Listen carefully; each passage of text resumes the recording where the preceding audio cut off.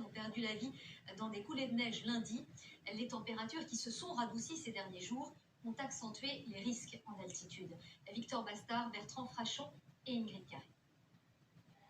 C'est vers 11 h dans un couloir étroit dans le secteur du col du Galibier que la coulée mortelle s'est déclenchée. Une avalanche qui a emporté des randonneurs à ski âgés de 42 à 76 ans, tous originaires des environs de Grenoble.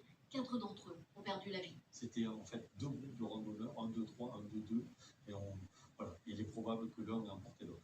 La seule rescapée, extrêmement choquée mais en bonne santé, a été retrouvée par les secours. 6 militaires du peloton de gendarmerie de haute montagne, 2 hélicoptères et 2 chiens d'avalanche avaient été engagés pour rechercher les victimes.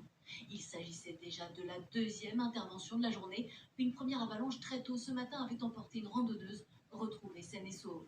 Mais la journée s'est tristement terminée. Vers 14 h, un troisième hélicoptère s'est envolé sur le site d'une autre avalanche près de Bourg-Saint-Maurice, sous le glacier du Grand Col, sur l'un des versants du Mont Pourri.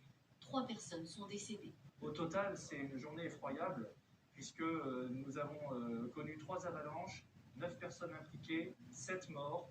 L'ensemble des services de secours, et en particulier des PGHM, des différents départements ont été engagés. Je le répète, il faut savoir renoncer.